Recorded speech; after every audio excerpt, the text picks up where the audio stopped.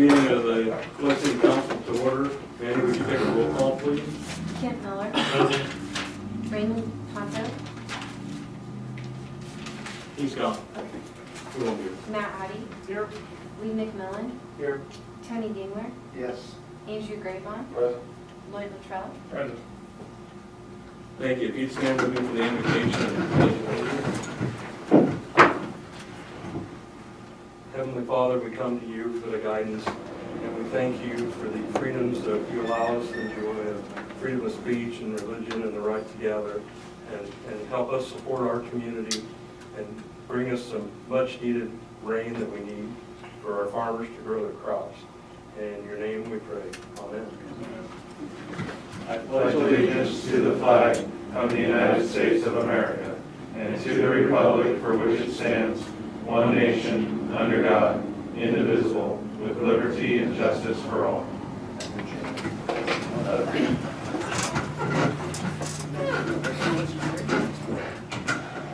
Andrew, anything? It's good to see what they're continuing to do on Main Street, and also it's nice to see them doing the work at the ball fields on the parking lots. Two nice projects. Thank you, Tony. I just want to say about the ball field parking lot as well, and then I'd like to give them Prayer in Action kids a little pat on the back. They're out there cleaning up and helping folks out about town, and it doesn't hurt the looks of the town with what they're doing either. So I'm sure those folks appreciate it. It's not overly pleasant out there on the end. It must be good now. Sorry, Tony, I didn't catch who it was you were. Prayer in Action. Prayer in Action. Oh, okay. All the volunteer work. They did Oh, like yeah. 19 projects last the first week or so. Yeah. So They've been active. buzzing right through. So, Get that certificate right now. Okay, thank you. Nothing? Okay. Yeah, Matt? Just excited for the Mitchell County Fair starting next week, 27th, 28th, 29th. Oh, and there's gonna be ice cream. And it's gonna cool off. And rain. Thank you. No, thank you. I have nothing this evening. Katie, do you have anything? Nothing tonight, thank you. Thank you. Yes, Jason.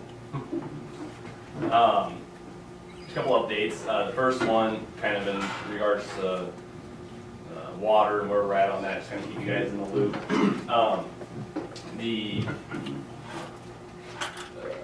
We have about there's about 5 or 6, if you remember from the meeting at KDG on June 30th, there's about 5 or 6 points that we were needing clarification on. We kind of got answered. One of them's on your agenda tonight to help us get past, kind of formalized, to kind of help them know that we've got this in place, and we'll be able to resubmit that as a formal, or as a draft version before we do a final submission. He just basically wants a 6th submission, so we're just gonna kind of email it back and forth a little bit here to get that done. That should help us get that resolved. In the meantime, we've also fine-tuned some of the chlorine dosage and the pH level of water, and that is kind of a cross your fingers moment, but we did an initial test about 3 weeks ago, and it came in under the threshold just by doing some of that stuff. And then if you look at the big formula for calculating the TTHN, there's quite a few things. There's dosage, reaction time, temperature, a couple other different parameters you could all figure out by a formula. So obviously that was one of the other bearings of this thing, so we could make those changes and still have enough free chlorine in the system and residual chlorine to the end user. And so those will be positive things that hopefully, in conjunction with the change of disinfection point, that we'll really be able to easily make compliance with that. So we did another quarterly test here for an actual quarterly test for KDHE about a week ago. And at the same time, we also sent it to another certified lab, ACE lab down in Salina, just spent a little bit extra money to kind of understand if there's any difference there, because kind of interestingly enough, we have a couple of sample points, and a lot of times those come in all exactly the same. And it doesn't really make sense because, depending on where it is in the system, you think it would be different. And so I don't know if they're pouring it together or if it's just the way it is. So we're going to spend a little extra money and send it to both labs just to see what the variation is there as part of this. And we're going to probably be kind of close no matter what. So So a lot of movement on that front, so that's pretty positive. John Brummer was here last week on Wednesday, and we kind of went through, kind of like I said, he's gonna be coming here in a couple of weeks to talk to you guys kind of about, hey, what's that pilot study telling us now? We've also talked to KEG some more about the waste stream summary and with the waste stream, what we're probably likely gonna have to do, depending on the different options that we're going to use.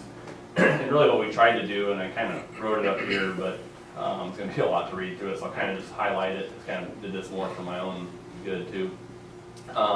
He plans on coming here on our August 15th meeting, so that way you kind of understand that and get ready for that. What we tried to do is instead of having, hey, here's 10 options, we really tried to boil it down to kind of what we thought were really viable options, and obviously kind of tried to understand the situation and maybe roadblocks on why there's not a fifth or sixth option, why we're not looking at something, not to say that we can't, but just for him to kind of be able to really focus on that. Kind of came up with 4 options that we would like him to present to us, okay? That's probably the best way to put it. Doesn't mean that these are going to be the options or what you choose, but, and really kind of what we looked at is,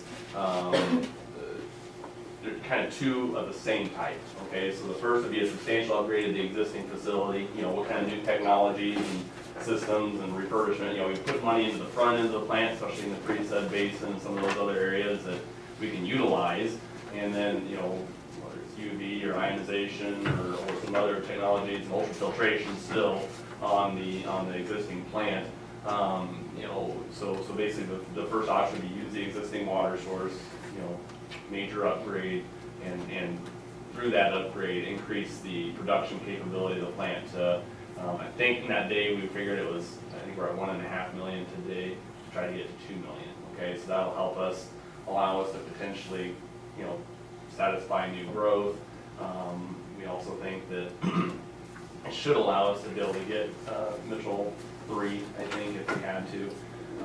And so, that would be an option right there. The second option that we were looking at is, again, the same scenario, existing facility, but sourcing the water from the lake. So again, we've done the study there, we can extrapolate it both ways. And so then you're just looking purely at a running cost of doing that versus the capital outlay of running that pipe and the ongoing maintenance that you're gonna have with that. And so, because again, in kind of learning about this, a lot of the water safety stuff, you're having some of the same problems straight from the lake as you are here. The biggest difference is you have a little bit more of a stable product and, from the lake, obviously, versus a little bit of variability and things like that. So we're going to want to look at both of those things. Then kind of the third and fourth option are kind of a part 2. So that'd be looking at a new plant. Again, that might just be easier. We don't know, until we get those costs run, et cetera. And again, looking at sourcing it from the current source, water source, and there might still be some use for the pre-sed basin, some of those things, because it kind of helps us get the water to the clarity of the lake. It's sitting there clearing out and doing some of that stuff. Or a new plant sourcing water from the pipeline from the Conch Lake again, okay? So kind of the same with each, and then basically extrapolate it from there to let's say a 3 million gallon plant. It should, scalability, especially on a new plant, should be pretty easy. We might be more limited, and it might throw out depending on what the goal of council is of, upgrading our existing facility, because we just might not be able to do it. So it just depends on how important that is to you guys. Kind of been talking about this, we've talked about regionalization. In some of these options, we kind of have allowed for regionalization potentially of obviously our current customer, wholesale customer, rural water 1, and the potential of grabbing rural water 3 if those stars align. First of all, because that's, according to John Stewart, that's an easy one to grab. The connection point is close by. It's easy for us to have a plant here in town to do that. If we were to do it truly regional and try to partner with rural water 2, it sounds like to me, from what I understand from them, is we don't have to build a plant in Glen Elder or have a pipeline going back to Glen Elder because of the way that the water and the connection points would be. So I think that would make it a much more monumental and difficult task, and especially from what seems to be kind of 2 stance so far, just using their existing facility and making it work, et cetera. So it's one of those that's already going to be a difficult project, expensive, and a tough one to tackle. Is it something that we really need to tackle in this scenario. And that's, again, I'll have John better explain kind of some of the logic behind that, but we felt like we could, really take care of Lloyd and our current customer and potentially if they'll start at line number 3. So that's kind of what we did in 2 different sizes to see if we need either one, and that'll be part of that whole decision process. So that's kind of how we try to boil it down a little bit, so it gives us a little bit more of at least a starting point, and at least a discussion point. I think then from there, that's going to be a lot easier math for him to or reporting, to do for you guys. To say, hey, well, what if it is over here? What if we do add 2? He can probably develop those numbers pretty easily off of that. But so kind of wanted to give you guys the fill in there. And then kind of also kind of how it syncs up with kind of that timeline we put together about 3 or 4 months ago. And obviously we're a little bit behind on the approval from KDHE, again, no fault of our own, but I think we've worked pretty hard. I really see that hopefully in August sometime we get that, and that's my knocking on wood things. We should have everything answered for them to do that, according to what they said to our face. And then basically these parts, the pilot study report to council, we figured that was going to be made August. So we're going to be kind of on the tail end of that, but we're going to just barely catch some of that. So we're behind parts, which is what this timeline is, just kind of a forecast, close to what EPA had for us anyways. But of course they're letting us look at this 2-prong thing to where we may be able to solve the compliance issue we have currently and just then focus on the water plant. But I think my desire, and I know council's, is let's keep moving both those footballs down the field as fast as we can. So any questions on the water stuff? I mean, Lisa, until John gets here, and you can beat him up about it, I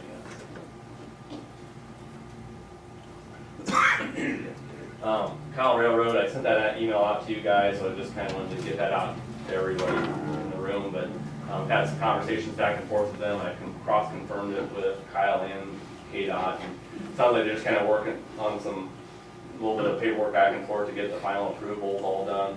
The regional manager, or the general manager, I guess, out of Phillipsburg, Tim Wallander, he shared with me that they're as part of this whole thing. That's kind of why it's taking a bit of a process. They're looking at redoing, or they're going to redo 8 crossings in the area. So not all in Beloit necessarily, but kind of a bigger project in the whole way. So kind of, you guys saw the emails too. I mean, basically it's kind of sounds like it's in the last stages here, which I know we've heard before, but I keep pressing and asking for updates and cross-checking it between the 2, and so it feels like we're moving on. And then Rex was saying that the state has approved it. They're waiting for some stuff back from Kyle, so they're kind of both just getting it all through their upper management. Hopefully we can finally get that thing done. So that'll be a huge, a great win for us. And we don't have to see car parts sitting next to the railroad tracks when they go over